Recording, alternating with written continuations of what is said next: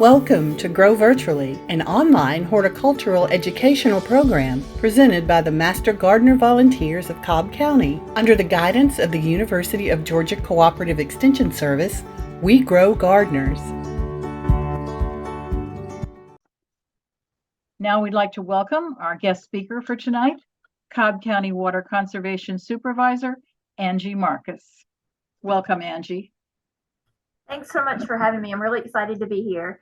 So we're going to be talking today about some water sense, about how you can conserve water and save water, and some of the things that you can do to make sure that your outside and your landscaping is as great as it can be, while also saving that water. So one of the things that I want to talk about is, before we talk about saving water, I want you to know where your water comes from. A lot of people in Cobb County don't know this. So Cobb County water system, when you turn on your tap, we actually get our water from two sources. It is from Lake Allatoona, we get about 40% of that, and then Chattahoochee River, about 60% is pulled from the Chattahoochee River. So we don't actually treat the drinking water and process it and all of that. There's another organization, Cobb County Marietta Water Authority, so completely separate than us. They actually pull the water out of Lake Allatoona and Chattahoochee River, treat the water, clean it up, and send it out into the pipes, and then we purchase it wholesale from them. They also supply to Paulding County, City of Austell, Marietta, Smyrna, and actually Mountain Park, which is over in Fulton County. So, but we supply to unincorporated Cobb, as well as Kennesaw, Ackworth, and Powder Springs. So we purchase it from them, send it into the pipes, and we get it to the homes and to businesses throughout the Cobb County.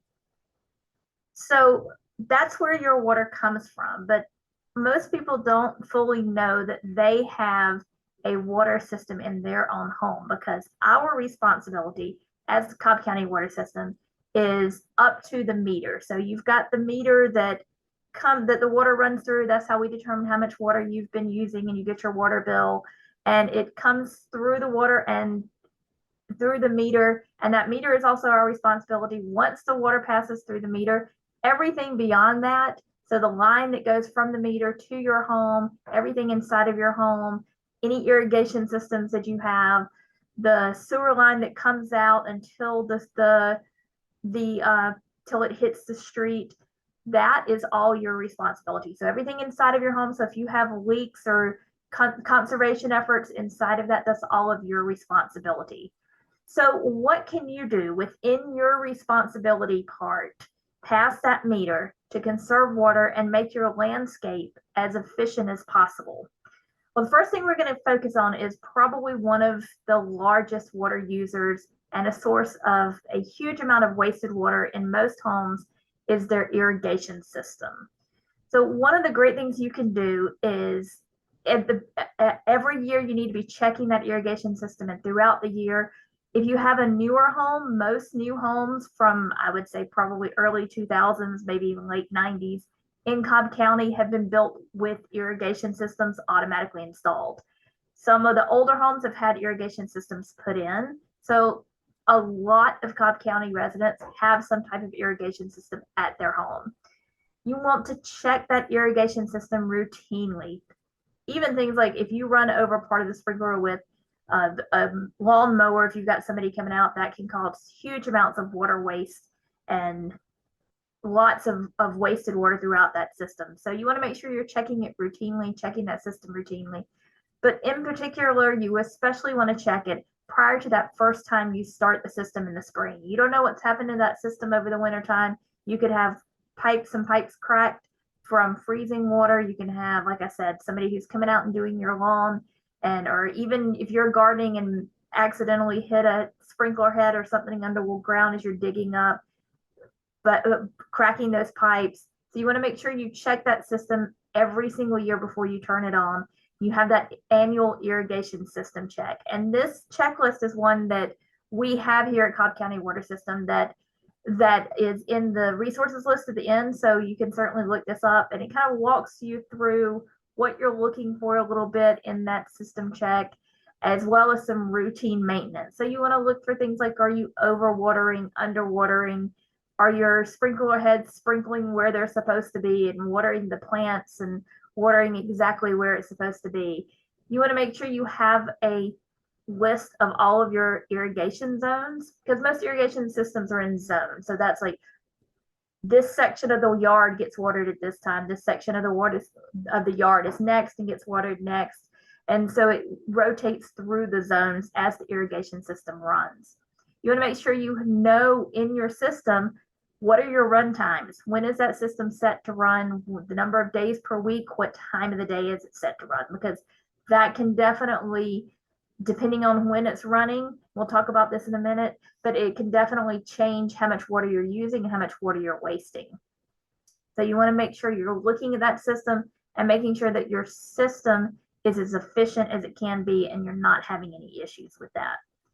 You also, within that system, want to make sure that you irrigate to your plant's needs.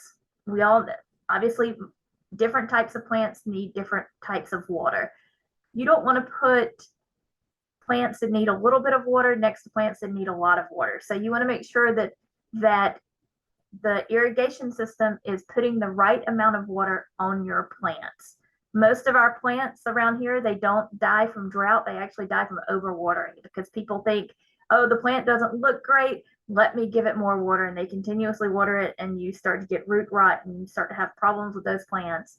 And then they start to look a little worse, so people will water a little more. So you want to make sure that you are irrigating based on your plant's needs, and that whatever type of sprinkler system you have, that it's putting the water in the plant where it needs to be in the right amount.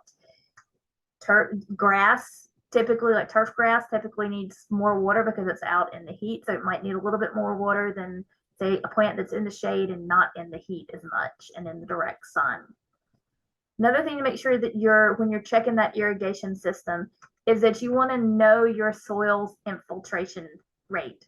What that does is it helps to avoid any type of runoff. So depending on what type of soil you have in your garden and in your yard will determine how much you need to water. Our typical soil around here is pretty clayey, and you have to add to it and amend that soil so that that water will actually soak into it. If you're watering your every type of soil the same rate, that clay soil that hasn't been amended, that water is just going to run right off of it the more you water it. So you want to know how much water can your soil take to make sure you're not watering it too much, and then you have the problem where it just runs off and you're losing water and wasting money and wasting water. So we strongly encourage you, don't guess, soil test. So get your soil tested and find out exactly what it is, instead of just looking at it and saying, well, I think this is what it is. But you can also look as your irrigation system's running. If you're waiting on that soil test, you haven't had a chance to do it, you can look, and if you see your irrigation system and the water's running off of your lawn or off of your flowers, it's not, you're just wasting the water and the money. So you can turn the irrigation system off and just keep your eyes on it. And that's part of that irrigation check, that routine maintenance of the irrigation system that you're looking for too, making sure that what you're watering is right for your soil and that water is actually going to your plants. Another thing you want to look for when you're doing that check of it, especially at the beginning of the year, is the water pressure. Cobb County, we have extremely high water pressure. Our system runs about 120 plus pounds per square inch, so the PSI. For inside your house, you should have a pressure regulator. Usually, a lot of times they are sometimes where the water pipe comes into your house. Sometimes they are another box just inside your meter. That's where mine is it's another box just inside the line, so it regulates the pressure for the whole house. Sometimes, though, your irrigation system will branch off before it goes through the pressure regulation valve. So you want to make sure your irrigation system has a pressure regulator on it as well. Because if you end up with high pressure, as you can see, if our pressure is running 100 pounds per square inch, 100 PSI, and spray nozzles or the spray heads, they typically need about 30 PSIs, and those rotors need about 45 PSI. So that's substantially lower than what the highest pressure in our system is. So you can end up with the problems of the misting and the fogging, if you've seen those irrigation systems that have that happening, or your irrigation system sounds like it's talking to you and you get that high pressure, high pitch noise in the system, that's usually from the high pressure. So you want to make sure that you keep that pressure within where it should be. So it can also blow heads off sprinkler systems if it's too high. The higher the pressure, the more water you're going to be using. So the gallons per minute that you're using will increase with the amount of pressure that you have. So if you keep that pressure within what it should be and within the optimum level for your system, then you should not be using as much water, and you'll be using less gallons per minute. And keeping that pressure, so you can see that picture on the right hand side too, you're wasting a lot of water spraying and blowing out of that system with such high pressure. Now, a lot of this stuff of checking your pressure and knowing where it is and making sure that you know what you're doing with this, a lot of this is things that irrigation professionals do, that it's not necessarily something that a lot of people feel comfortable doing themselves. Some people do, it's great, but it is something that as you cycle at the beginning of the season, that as you cycle through your zones, just to keep an eye on them and just to check them and see what's going on, because our irrigation systems typically run when we don't see them. So they might run at 5 o'clock in the morning, or they might run 4 o'clock in the morning or 6 a.m. So we might not see them, and we might not be up at that time to see this high pressure, which is another reason why you want to make sure that you're running those cycles and checking it out during the day when we are awake and we can actually keep an eye on this and make sure you don't have that high pressure or any blown heads, any sprinkler heads. So that's, like I said, that's some of the stuff that you might not feel comfortable doing yourself, but that an irrigation specialist can come in and help you out with. So outside of the system itself, when people have irrigation systems installed, or if you bought a new house and you might go out to the garage and you will find some kind of irrigation system controller. There's two different types of irrigation system controllers. There's a standard controller and a smart controller. So the standard controller is kind of similar to what you can just hook up to your hose, even to an outside spigot and hook it up to your hose. So it's a clock-based system, and you can set it for certain times when it comes on, certain days that it comes on. So I want this to water at Monday, Wednesday, and Friday from 6 a.m. and I want it to water for 20 minutes. And these are great. And sometimes they even have seasonal adjustments so it'll be like for 3 months, and then when it gets cold, it might switch it. So they're pretty basic. They're very good basic for somebody who's paying a lot of attention to it. But the problem with these is that they always follow the schedule.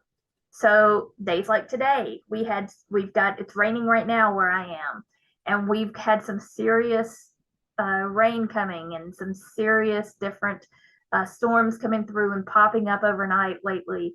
So if your irrigation system on the standard controller is scheduled to come on at Tuesday at 7:15, well, your irrigation system is going to come on Tuesday at 7:15, even if it's raining like it is right now. So they're great for somebody who's really paying attention and really on top of it, which it's frequently something that if the builder puts it in, if you've got a newer home, the builder puts it in, they don't care how much water you're using, they're not paying the bill. They will set it on a schedule to keep the grass green in order to sell the home, and then they forget it. Or you go out a lot of times, maybe you pay attention every couple of months and you're looking at it and you set it and then you forget it. We all forget it and all don't really think about it. So another great option is a smart controller. So these smart controllers are as smart as you want them to be, and you can oftentimes retrofit your system if you have one of those standard controllers and change it over to the smart controller. So they typically have Wi-Fi capability. They might connect to an app of some kind, and you can remote access through that app. So if you're out and you've got it set and it's scheduled to come on and you notice that it's raining, you're like, oh, let me turn my irrigation system off. So you don't have to go out to the garage, or you don't have to drive home to turn it off. You can do it through the app. A lot of these also have weather awareness, so it will know when it's raining. It'll have a weather sensor on it, and it'll be able to, well, oh, it's raining. I don't need to come on right now, so it won't come on right now. They're really great about taking the guesswork out of scheduling and taking the guesswork out about when you should water. And they're able to figure it out, and you can kind of set these and forget them a little bit more than you can with the standard controller, and make sure you're still being efficient with your water use. So these smart controllers, they've got a number of different features. So one of the great features of them is if you have a smart home, you can integrate those with like Amazon or Google Home and have it all in one app. And through the apps or through the systems apps, you can input data. So remember what we were saying, making sure your water, that you're watering for this certain type of plant. You can put in what type of soil you have. You can put in what type of plants you have. And it will determine how much, based on your soil, based on your plants, how much your system needs to water in that zone and for that place. So like I said, it takes the guesswork kind of out of your hands and puts it into the app that can do all of the figuring out of how long, run times, run days, and you can really set this with your plants and your soil type and kind of forget it. Another great feature of these smart controllers and these smart systems is they have smart weather controllers.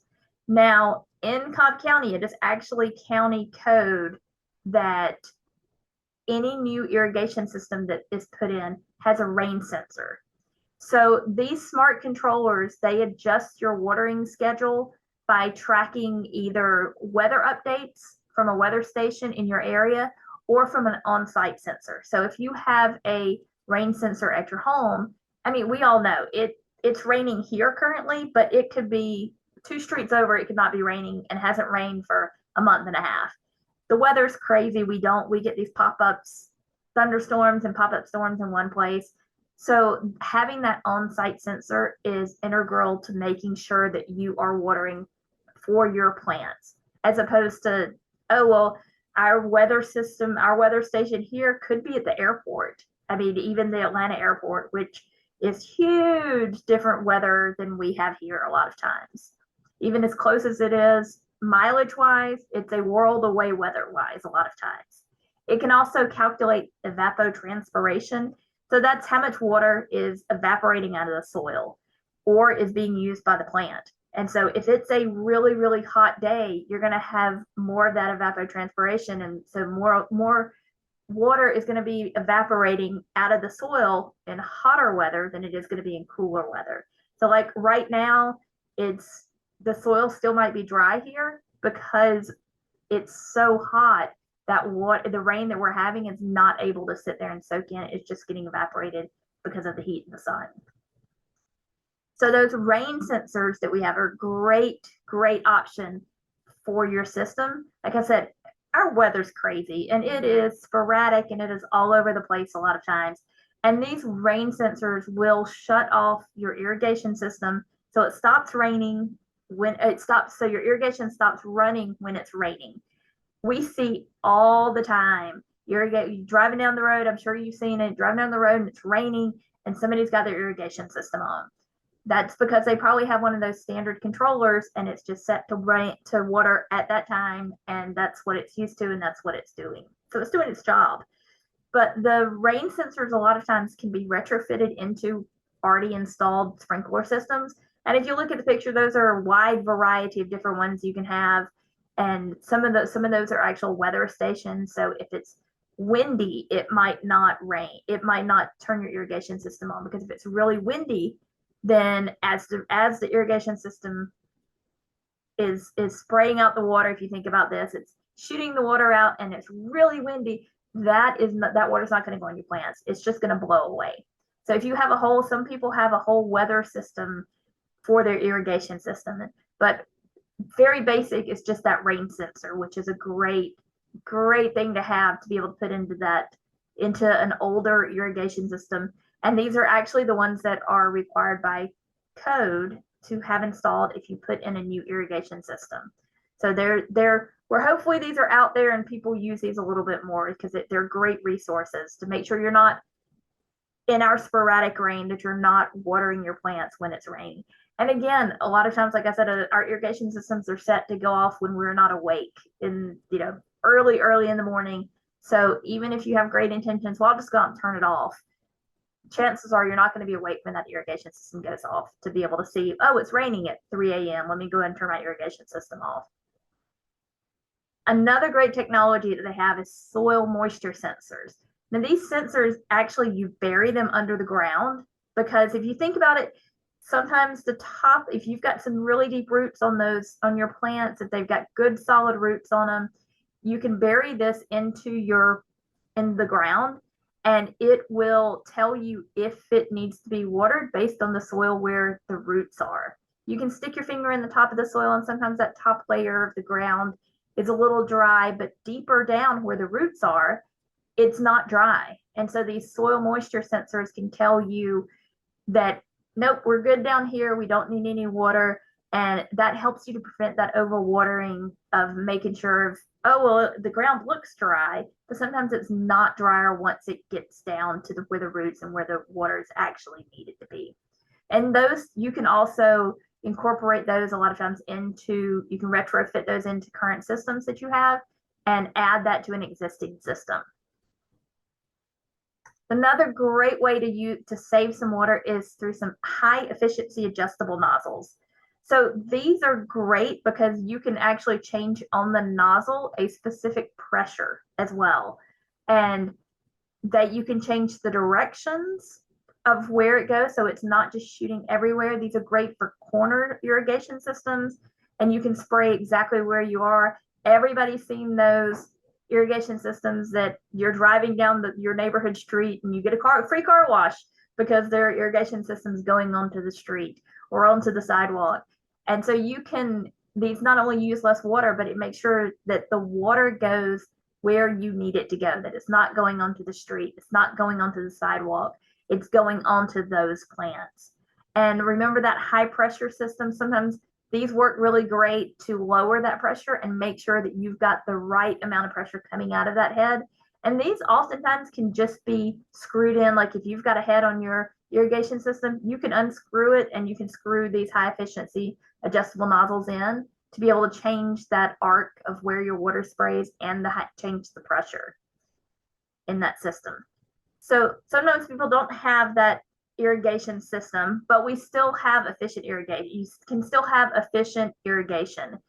Great way to do this is through that drip irrigation. So drip irrigation is a wonderful source for making sure that the water that you're using is going directly to those plants. You can hook those up to hoses.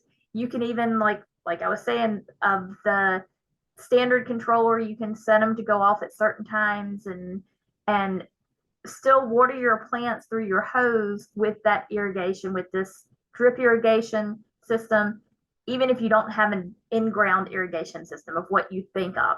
So it's a great way, and you can also, this is probably the most efficient irrigation type that there is. So the drip irrigation, it uses 30 to 50% less water than sprinkler irrigation because it's going directly to the plant, so you're not going to need as much water.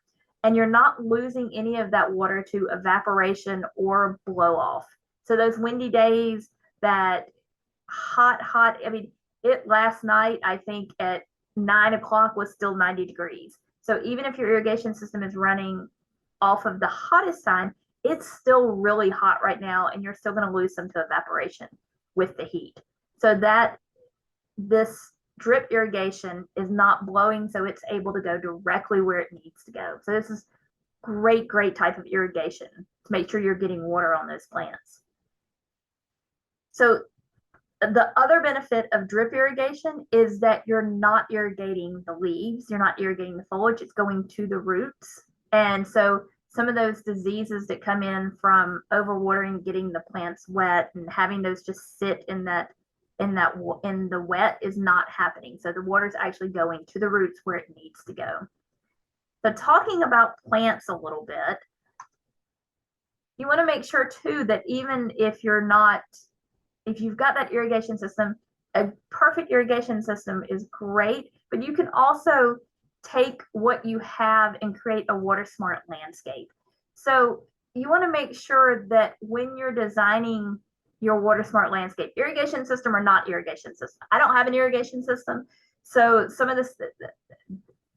I don't worry as much. I focus more on creating a water smart landscape. So you want to make sure that, like I said earlier, that you group those plants according to your water needs, and you put plants into one of those three water use zones: high use, moderate, or low. If you just go out and willy-nilly place your plants, then it might look great, but you could very easily be underwatering plants or overwatering plants based on their watering needs and where they need to be. So you want to make sure that you're picking the right plants and you're designing your yard, putting a little thought into it, and you're designing that yard based on their water needs. And so outside of the water needs, there's other things that you can do to make sure that you have that water smart landscape. So making sure you're picking those right plants, like I said, not only for water needs, but also for that sun exposure and light intensity, average summer and winter temperatures and drainage patterns. You're not putting a shade plant like the one on the left that needs shade. You're not putting it in direct sunlight.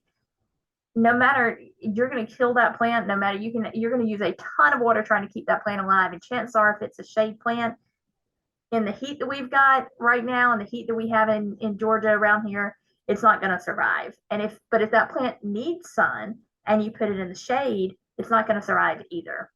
And so if you've got plants that are designed for the heat and they're designed for the hot and not so cold winters, then they're going to survive, and you're not going to be wasting money on water. You're not going to be wasting money on plants, because once they die, you're probably going to replace them and get them in there.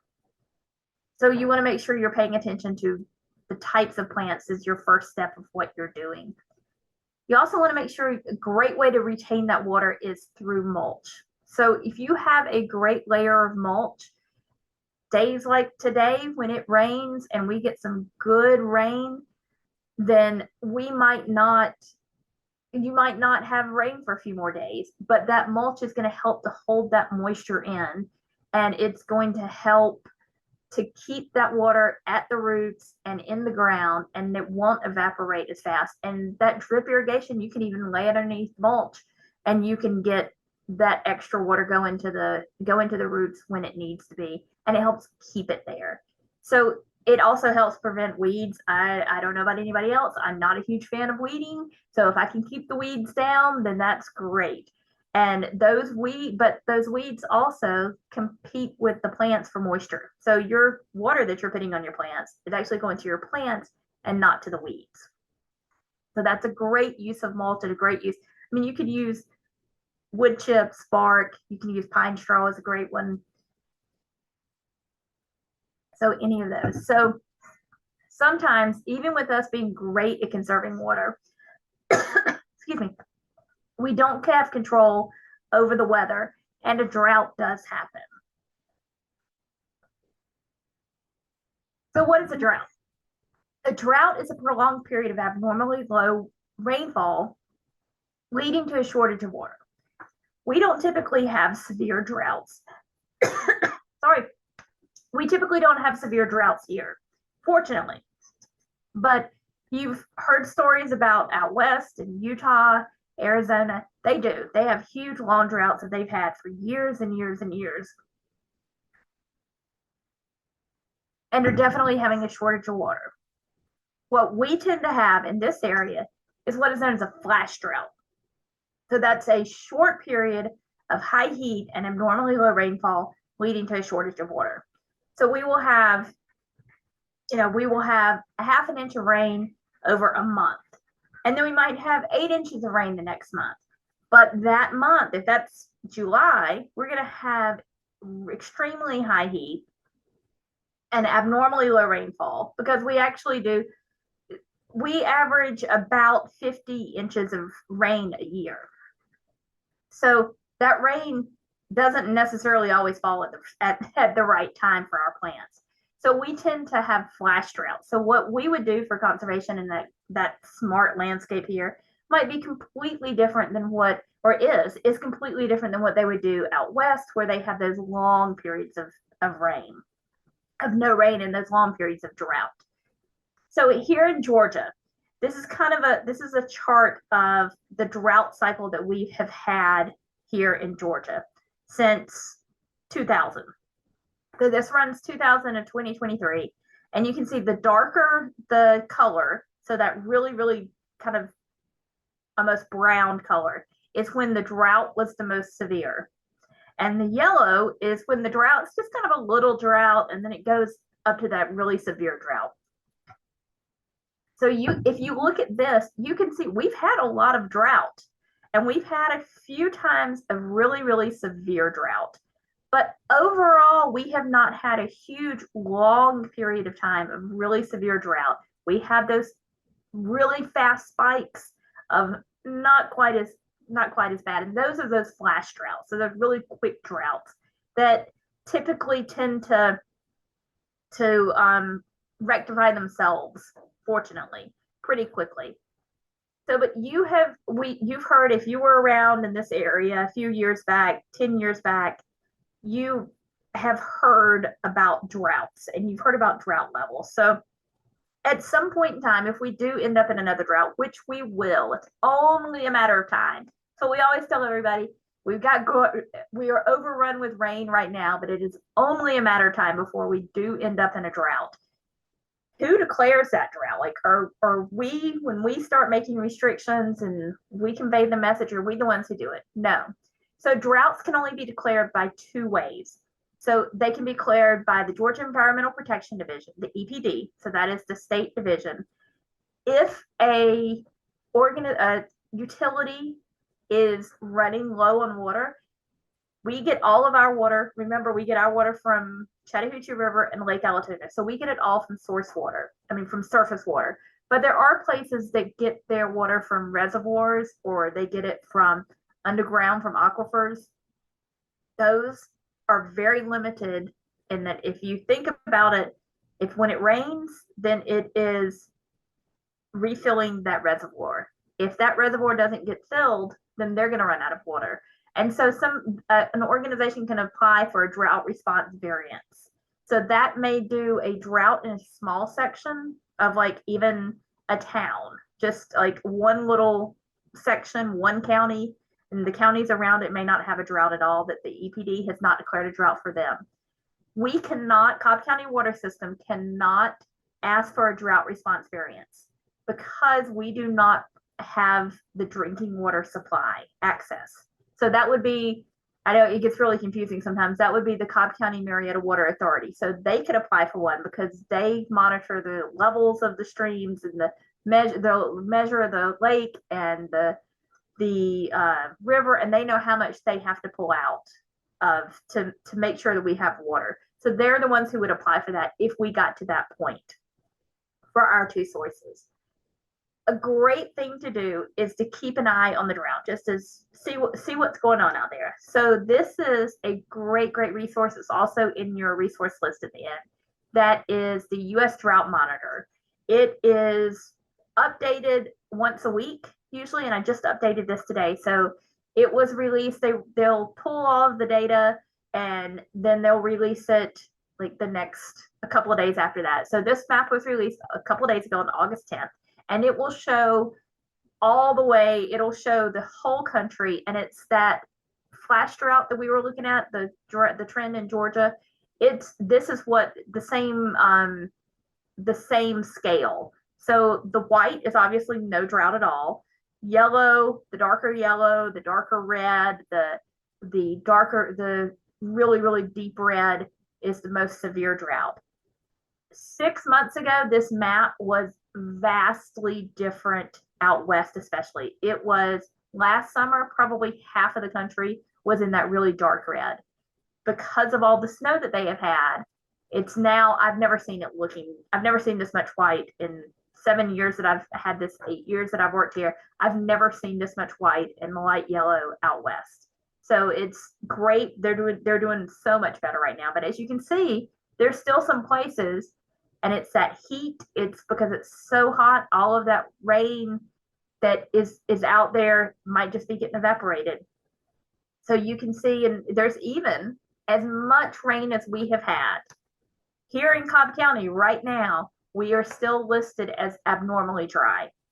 And I know that sounds crazy because we have had so much rain lately that what the heck is going on? Why are we abnormally dry?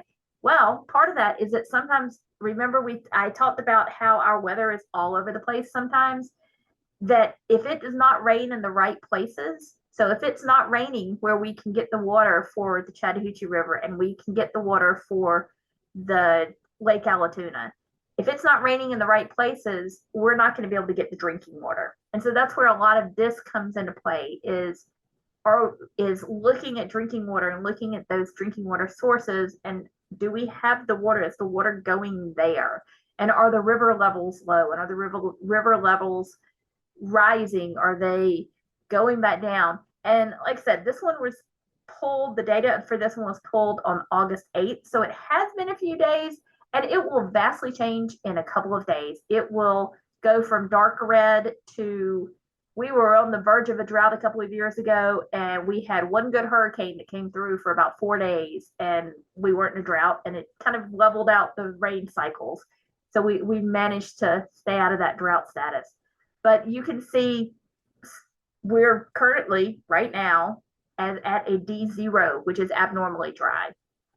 If we continued to not get rain, then we would slowly move up those levels. So before we ever get to a drought, what can you do? Like, what's your responsibility before we get to a drought? And even like right now when we're abnormally dry, so things are not, they might be getting a little worse, they might be getting better. I think they're getting better right now because of the amount of rain we've had. But if they were headed to the worst, what can you do? So before we hit any kind of drought, in the state of Georgia, it is actually law that you can only water your irrigation system between the hours of 4 p.m. and 10 a.m. So if you are out irrigating for the purposes of planting, growing, managing, or maintaining ground cover, trees, shrubs, or other plants, it can only be done between those hours of 4 p.m. and 10 a.m. Now, if you're out with a hose that's got a shutoff valve, or you are out hand watering with a watering can, you do not have to follow those hours. And the reason for that, people are like, well, my irrigation system is just as good as a hand waterer. It's actually not, because like we were talking about, that the blow off from it and the evaporation during those hottest hours of the times. So that's eliminating, these times are eliminating the hottest time of the day. It's also eliminating the windiest time of the day typically. If you're out with a watering can or a hose that's got a shutoff valve on it, you're going to be making sure your water goes to your plants. So this is year round, no matter the drought status, before we even hit a drought, when we're raining every single day. So this is still the rule in the entire state of Georgia. So if we go above that, so right now we're technically at a D0. So it's not really, it's a, hey, we just need to pay attention kind of thing. If we went to a drought response level 1, that doesn't really change much, except Cobb County Water System, we increase our education level. So we would like update the phone system. You might see things around town at the library. You might get on your water bill, you might be messaging on that of, hey, we're in a drought. It's dry right now. We need you to conserve water. I need you to save that drinking water and make sure that we've got enough to keep it, to stretch it out a little bit.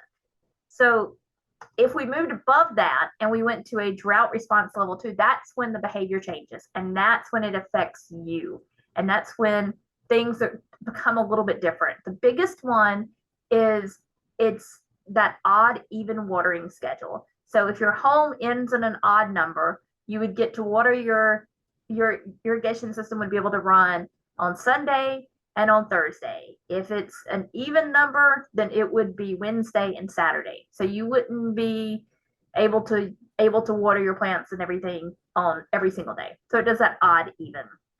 It also eliminates some things that you're not allowed anymore. So things like non-commercial car washing, those charity car washes, hosing off you're hosing off your driveway, which you shouldn't do that anyway, but hosing off your driveway, washing your car in your driveway at your house, you're not allowed to do that. Those charity car washes, water used for ornamental purposes. So beautiful fountains that you might have in your yard or neighborhood fountains in the ponds, those all are not allowed anymore. Now, the things that are still allowed are watering personal food gardens. If you've got a food garden, we're not going to keep you from watering that at this point. You're also allowed that drip irrigation. Remember, that was the most efficient type of irrigation system. So you get to keep it even at this level. You can keep that irrigation system because it's not wasting the water and it's not using excess water. And you can continue your hand watering with a hose with an automatic cutoff or a handheld container. So your hose with the nozzle sprayer that cuts off when you let go of it, or your watering can, you can keep watering with those. If it gets worse and we go to drought level 3, that is when irrigation purposes for plants and lawns completely shut off. No more, it doesn't matter what time of the day it is. And then the restrictions start to be put on those food gardens and the hand watering. So those now can only occur, and those drip irrigation hoses, those can only occur between that 4 p.m. and 10 a.m. So now those are getting restricted. So it's pretty much restrictions by the time we get to a level 3, pretty much restrictions on everything. Now, sometimes these drought levels happen pretty quickly and people don't have time to plan for it or anything like that. So they've just laid sod out and they just got a new beautiful landscaping and spent lots of money, and now they can't water it, and they can't water it enough. You can get a 30-day exemption for this if you have got new plants in. We do not encourage you to plant. If we're at drought level 3, we certainly do not encourage you to plant new plants and turf, but sometimes it happens, and it happens after you put it in and you still got to continue to water it to establish those plants. You can get an exemption to those with the application. Now, if it continues and we do not get any more rain, it can actually go to a drought response level 3+. And that is where the state can impose additional water use restrictions, however they would feel necessary. We don't know what that would be, and we hope that we never get to that point anytime soon. So, but that's kind of we have to see how bad things get at that point. So like I said, if you've lived here for a while, you probably remember a couple of droughts. And we remember in 2007 was a terrible, terrible drought, and everybody panicked. And we had just moved here in 2006, so we had not been here very long from Virginia. And I remember distinctly there being we are going to run out of water on this date. And it was, 3 weeks away or something. And then in 2012, we had another drought that was as significant as that one, but nobody panicked. And it was like, oh, we're doing great. And we might have had I think we went to the odd even watering schedule, but that was about it. And there was not it's a much more zen experience for everyone.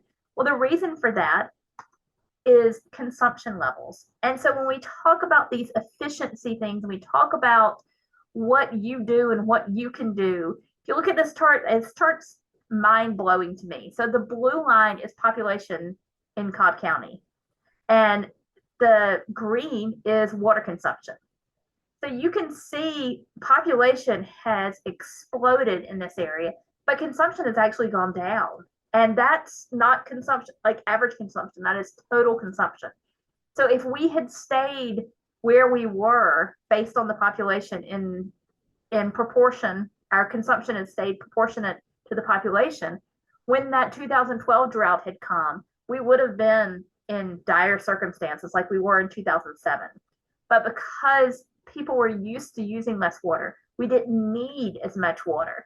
So if everybody needs 10 gallons, I'm making up numbers here. If everybody needs 10 gallons a day, well, now everybody only needs 5 gallons. So the river and the lake do not have to be as full to get our water for drinking.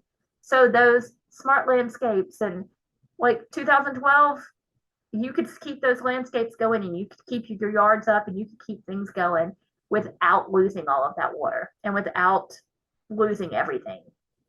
So, quick review, what can you do? So, for outside, you can check and maintain your irrigation system. Is if you have an irrigation system, very, very important to check that so that you're not running in the rain or you're not watering your driveway. Driveway's not going to grow if you're watering it. So you can don't give your neighbors free car washes by having your irrigation system running onto the street and spraying the road. Check those absorption rates and your plant groupings, your timing of that irrigation system, making sure your system is pointed where it needs to be pointed. You can also use a rain barrel. Now, when we have huge droughts and like out west, rain barrels don't do a whole lot of good because in order for a rain barrel to work, they've got to have water in them. But here, for those flash droughts, they work great because one good rain will fill that rain barrel up. And it can certainly, what you have in that rain barrel can limp your plants along and can keep them going through that flash drought and through that short little time of a drought. So they work great in this area. So hook those rain barrel systems up to your downspouts and get those going. And this sounds a little, people kind of get a little confused by this, but let your plants struggle.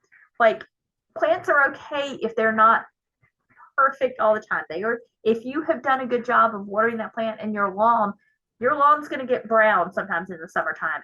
But quick rain and it will perk back up, and those plants can perk back up. Just because you see your plants struggling, especially here, like the heat of the day, those plants can struggle some. One good rain and they're back perked up and looking great again. Also want to make sure you plant native plants. When you're making those decisions for that smart landscape, plant those native plants. Those native plants are designed to be able to live with flash droughts, and they're designed to be able to live in this hot weather and with the amount of rainfall we have, and to make sure they can survive here.